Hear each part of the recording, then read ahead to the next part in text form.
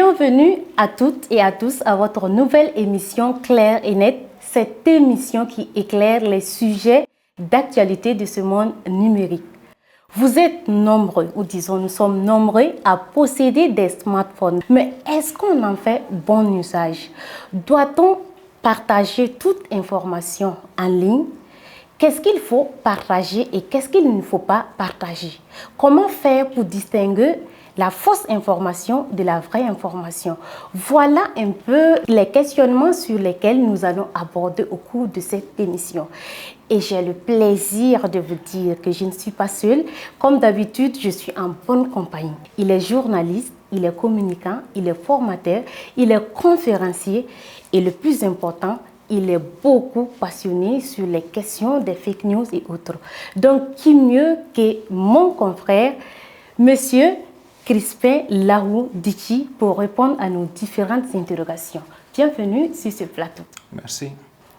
Alors, déjà, est-ce que aujourd'hui, les fausses informations prennent de l'ampleur dans ce contexte où ça a régressé? Je dirais que ça prend de l'ampleur parce qu'on voit que de plus en plus, les gens utilisent Internet, les gens utilisent les réseaux sociaux, les applications de messagerie pour s'informer. Et c'est là-bas que toutes sortes d'informations circulent. Et la plupart, ce sont des fausses informations. Donc ça fait que dans notre rubrique vrai ou faux, à chaque fois nous tombons sur des informations, nous sommes obligés de fact-checker, c'est-à-dire de vérifier pour dire si c'est vrai ou pas. Donc le constat est que les fake news prennent de l'ampleur de nos jours. Et cela a naturellement des conséquences. Bien sûr, parce que ce qu'il faut retenir, c'est qu'avant tout, lorsqu'on partage une information qui n'est pas vraie, une fausse information, il y a sa propre crédibilité qui est en jeu. Parce que imaginez si vous passez votre temps à partager rien que des fausses informations, facilement on va vous indexer. Il y a également, facilement on peut être un acteur qui sème la division au sein même de la société parce que tout dépend du contenu qu'on partage. Ça peut être un message de haine, ça peut être un message qui vise à diviser la population. Il y a également des poursuites judiciaires parce qu'il faut noter qu'au Burkina, le code pénal est bien. Donc ça peut être une diffamation. Et lorsque c'est le cas, que ce soit celui qui a donné l'information ou bien la personne qui partage, toutes ces deux personnes sont poursuivables. Donc il y a énormément de conséquences. Ok, nous allons y revenir, mais déjà nous allons marquer juste une toute petite pause pour recueillir l'avis également des citoyens burkinabés et on les a juste demandé, est-ce qu'on peut tout dire sur Internet? On suit le micro-trottoir et on revient sur ce plateau.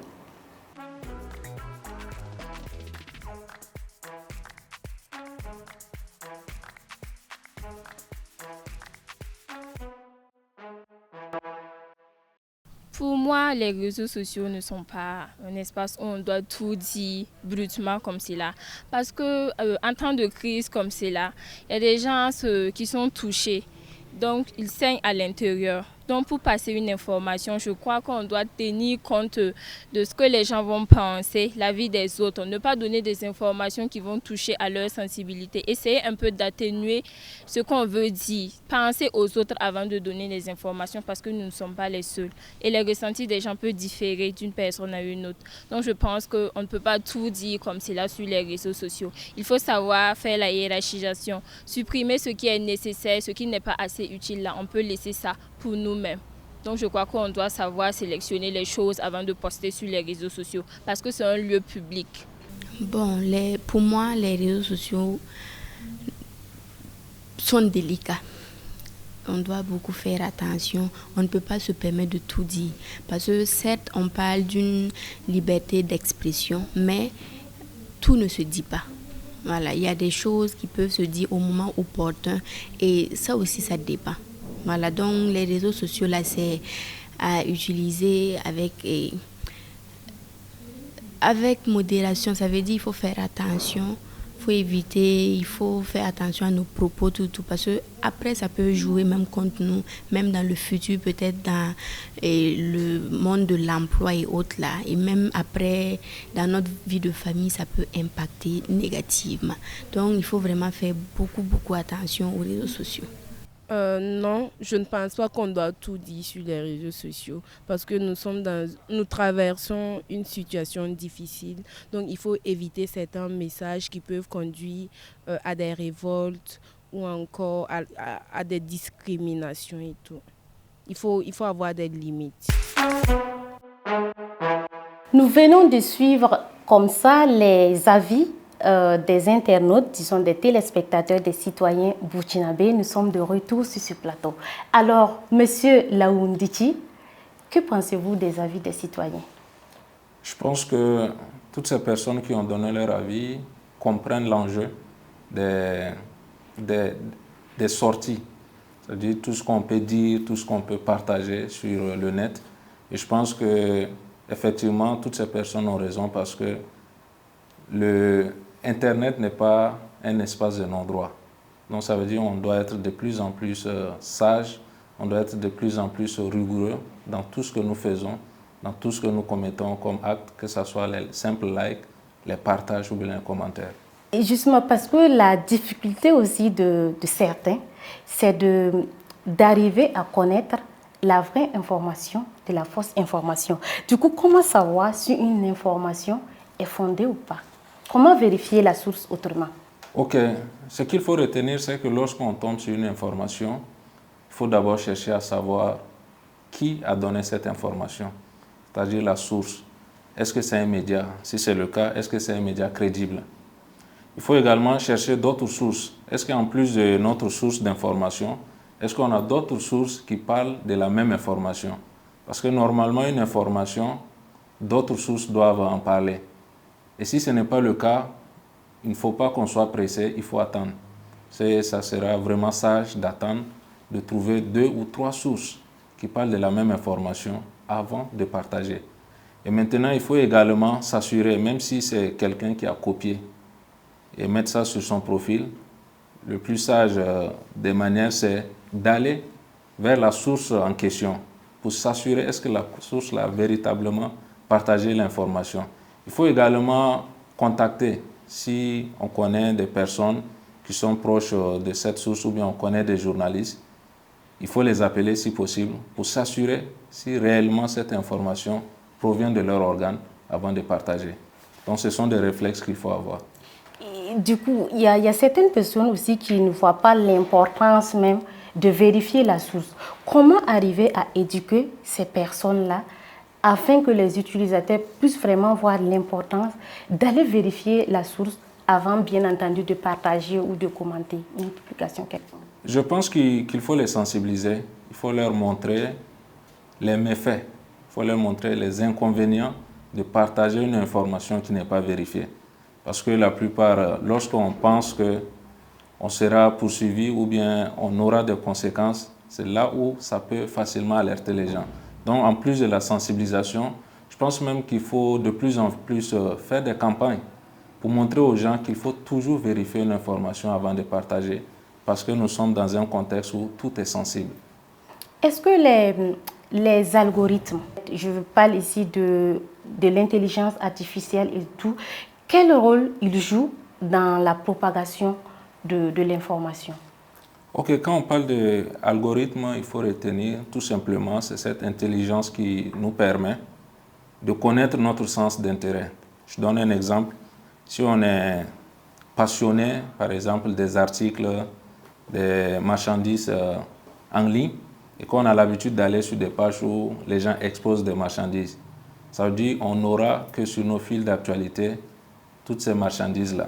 Donc, il en est de même. Lorsque une personne est abonnée sur des pages qui donnent des fausses informations, on verra que facilement, toute la journée, il ne peut qu'avoir ce type d'informations. Donc, c'est là où c'est important d'aller sur des pages qui donnent la bonne information. Et à partir de cela, ils auront au quotidien que la bonne information, que des informations qui viennent de la bonne source. Donc, il faut tout simplement s'habituer à fréquenter des pages qui nous feront du bien. À vous écouter, vous avez la maîtrise de ce que vous dites, mais au même moment, je veux parler de certains influenceurs qui sont sur les différentes plateformes, les réseaux sociaux, mais quand même qui je dirais qu'ils ne font pas des travaux très catholiques parce qu'eux-mêmes, souvent, ils sont suivis, mais ils partagent des informations qui pourraient être fausses. Comment arriver vraiment à sensibiliser également ces influenceurs, à propager aussi la bonne information et quelle encore peut être leur contribution dans la diffusion des bonnes informations? Je pense qu'il faut faire comprendre à ces influenceurs qu'à travers leur audience, surtout des personnes qui les suivent, ils sont des gens, puisque influenceurs, ce n'est pas seulement dans le sens de manipuler, mais il faut qu'ils jouent aussi un rôle assez responsable. Donc, à travers eux, ils peuvent sensibiliser tous leurs followers. Ça veut dire de leur dire que de nos jours, il faut faire attention, il faut aller à la bonne source, il faut chercher toujours à avoir la bonne information. Il ne faut pas seulement prendre les ragots, ce qui se dit, ce qui se passe sur des pages pas assez sérieuses pour propager. Je pense qu'eux également, leur contribution peut consister à faire des visuels, des messages assez simples qui sensibilisent sur les méfaits. Parce que moi, j'aime toujours insister sur les conséquences, parce que quand on parle de conséquences, directement, les gens prennent conscience. Donc, ces influenceurs peuvent également mettre l'accent. Ils peuvent eux-mêmes s'organiser, ça peut être de façon hebdomadaire. Mais si une fois, ils donnent des messages où on montre les méfaits des fake news, je pense que ça va beaucoup nous aider. Mais au-delà même des influenceurs, je pense que tout le monde est appelé à contribuer. Que ce soit dans nos maisons, dans les grains, que ce soit dans des espaces publics. Il faut sensibiliser les gens à aller à la bonne source. C'est ça le plus important. Lorsqu'on a une info, avant de partager, même si on peut appeler son camarade, appeler son frère, est-ce que toi aussi tu as entendu parler de cette information? Cherchons à savoir si c'est vraiment vrai. C'est à partir de ça qu'on peut partager. Ok, dès l'entrée de cette émission, vous l'avez soulevé, les fausses informations sont vraiment répandues. Alors moi j'ai envie de demander, avec tout le beau travail que vous faites, qu'est-ce qui explique le fait que c'est de plus en plus répandu justement, surtout dans ce contexte? En fait, généralement ce sont des sujets un peu sensationnels. Parce qu'on touche à notre sentiment, on touche un peu à notre vécu. Donc ça fait que les gens n'ont plus ce réflexe-là de réfléchir, de s'asseoir, se poser des questions avant de partager. Parce que la plupart, ça peut toucher à la politique, ça peut toucher à la santé, ça peut toucher même à tout ce que nous mangeons. Donc facilement, les gens sont là, pris par l'émotion et puis partagent. Donc je pense que tout repose autour de notre centre d'intérêt. Et c'est ça qui fait que malheureusement, nous faisons de plus en plus face à ces fake news. Si je vous posais la question simplement, est-ce qu'on doit partager toute information sur les réseaux sociaux? Je dirais non. Lorsqu'on tombe sur une information, le plus important, c'est de vérifier. En plus de ce que j'ai sous la main, qui d'autre parle de cette information? Est-ce que la personne est crédible? Lorsque c'est un média, est-ce que c'est un média crédible? Et est-ce que d'autres médias en parlent? Il faut qu'on se pose juste ces quelques questions. Et si nous avons des oui à cette réponse, à ces différentes questions, on peut partager. Donc, ne partageons pas tout ce que nous avons sous la main. Quelles sont les solutions que vous proposez pour, je ne dirais pas éradiquer, mais si on peut le dire, en tout cas à remédier à ce fléau? Ok, nous allons demander aux internautes d'être de plus en plus responsables. Être responsables non seulement à la maison, dans notre espace de travail, mais également lorsque nous prenons notre téléphone ou bien nous sommes devant notre ordinateur et que nous naviguons. Il faut également être responsable là-bas. Lorsqu'on tombe sur une information qui on pense que ça nous touche directement, c'est là-bas où il faut encore redoubler de vigilance parce que facilement on peut tomber dans un piège parce que ce qu'il faut retenir, c'est que certaines fausses informations sont juste balancées pour que les gens puissent propager et ça peut créer des problèmes aux gens et peut-être les auteurs, c'est leur objectif. Donc il ne faut pas tomber dans le jeu de ces personnes-là qui distillent les fausses informations. Donc faisons très attention lorsque nous avons notre téléphone sous la main. Merci beaucoup, c'est un plaisir pour moi de vous recevoir à cette émission. C'est moi qui vous remercie.